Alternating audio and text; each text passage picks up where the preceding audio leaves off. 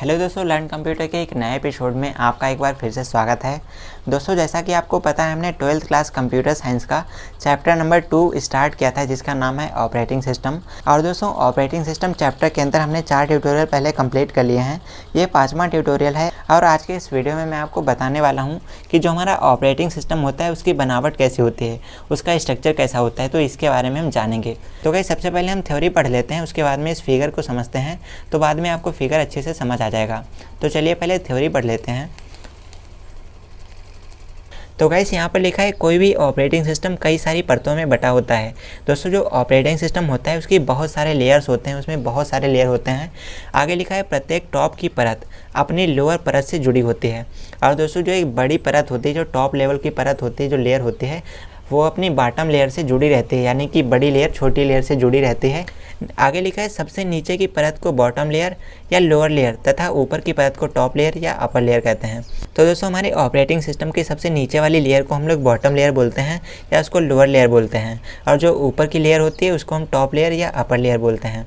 आगे लिखा है इसमें बॉटम और लोअर लेयर में हार्डवेयर भाग होते हैं, यानी कि दोस्तों ऑपरेटिंग सिस्टम की जो बॉटम लेयर होती है, लोअर लेयर होती है, उसके अंदर दोस्तों क्या होते हैं, सारे के सारे हार्डवेयर पार्ट होते हैं, कंप्यूटर के सारे हार्डवेयर जुड़े होते हैं, जिसे जीरो से तथा टॉप परत में यूजर इंटरफेस होता है, जिसे एन परत से दिखाया जाता है। और दोस्तों, हमारे ऑपरेटिंग सिस्टम की टॉप लेयर में क्या होता है, यूजर इंटरफेस होता है, और यूजर इंटरफेस को एन लेयर से दिखाया जाता है। तो अभी दोस्तों जब हम फोटो में देखेंगे तो वहाँ पर आपको आसानी से समझ में आ जाएगा।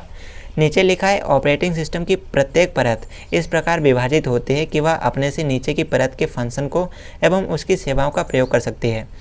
यानी कि दोस्तों ऑपरेटिंग सिस्टम में जितनी भी लेयर्स होती हैं वो इस प्रकार से डिवाइड करी जाती हैं, इस प्रकार से कैटेगराइज करी जाती हैं। यानी कि जो टॉप लेयर होती है वो बॉटम लेयर की परत के फंक्शंस को एक्सेस कर सकती है, उनकी सर्विसेज को यूज कर सकती है। चलिए दोस्तों, अब हम बात करते हैं इस फिगर के बारे में और समझते हैं कि ऑपरेटिंग सिस्टम की बनावट कैसी होती है। तो दोस्तों, अभी हमने थ्योरी में पढ़ा था, जो हमारी लोअर लेयर होती है वहाँ पर हमारे कंप्यूटर के हार्डवेयर लगे होते हैं, और जो हार्डवेयर वाली लेयर होती है उसको हम जीरो लेयर के नाम से रिप्रेजेंट करते हैं। और दोस्तों, जो ऑपरेटिंग सिस्टम होता है उसकी बहुत सारी परतों में बटा होता है। तो यहाँ पर आप देख पा रहे हैं एक परत ये बटी है, एक दूसरी परत ये, तीसरी परत ये, चौथी परत ये, इस तरीके से बहुत सारी परतों में बटा हुआ है ऑपरेटिंग सिस्टम। और दोस्तों, जो हमारी बड़ी लेयर होती है, जो ऊपर की लेयर होती है, इसको हम टॉप लेयर बोलते हैं, और जो सबसे छोटी लेयर होती है, नीचे की लेयर होती है, उसको हम लोग लोअर लेयर बोलते हैं। तो दोस्तों, टॉप लेयर को अपर लेयर भी बोलते हैं और लोअर लेयर को हम लोग बॉटम लेयर भी बोलते हैं। और दोस्तों, हमारे ऑपरेटिंग सिस्टम में जो टॉप लेयर होती है, सबसे टॉप लेयर, वो यूजर इंटरफेस को रिप्रेजेंट करती है, दर्शाती है। वहाँ पर हमारा यूआई होता है, यानी कि हमारे कंप्यूटर का यूजर इंटरफेस होता है, और यूजर इंटरफेस को लेयर एन से रिप्रेजेंट किया जाता है। और जो हमारे कंप्यूटर के हार्डवेयर होते हैं उसको लेयर 0 से रिप्रेजेंट किया जाता है। और लेयर 0 से लेयर एन के बीच में काफ़ी सारे लेयर्स होते हैं, जो हम लेयर 1, लेयर 2, लेयर 3 करके रिप्रेजेंट कर सकते हैं। तो आई होप दोस्तों आपको समझ में आ गया होगा कि हमारे ऑपरेटिंग सिस्टम की बनावट कैसी होती है। तो आई होप आपको सारा कुछ अच्छे से क्लियर हो गया होगा। चलिए नीचे चलते हैं। तो गाइस, नीचे लिखा है पिछले पार्ट में हमने पढ़ा था। दोस्तों, जो पिछला चैप्टर था जो हमने पढ़ा था, जिसका नाम था कंप्यूटर सॉफ्टवेयर, तो वहाँ पर हमने पढ़ा था कि ऑपरेटिंग सिस्टम कंप्यूटर के हार्डवेयर और यूजर के बीच एक सेतु का कार्य करता है, जैसा हम चित्र में देख सकते हैं। दोस्तों, जो ऑपरेटिंग सिस्टम होता है ये कंप्यूटर हार्डवेयर और कंप्यूटर यूजर दोनों के बीच में एक सेतु का कार्य करता है। आइए मैं आपको दिखाता हूँ ताकि आपको अच्छे से समझ में आ जाए। तो दोस्तों, जैसा कि आपको पता है यूजर इंटरफेस का इस्तेमाल करेगा कौन, कंप्यूटर यूजर। तो कंप्यूटर यूजर यहाँ पर बैठेगा, इस साइड होगा, और जो हमारा हार्डवेयर है वो इस साइड है।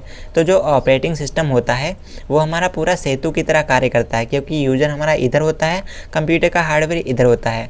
तो हार्डवेयर को कंप्यूटर यूजर से लिंक करने का काम ऑपरेटिंग सिस्टम करता है।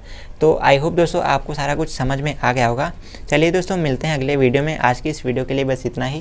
जानकारी पसंद आए तो वीडियो को लाइक कर दीजिए। ऐसे और ज़्यादा वीडियो सीखने के लिए हमारे चैनल लर्न कंप्यूटर को सब्सक्राइब कर लीजिए।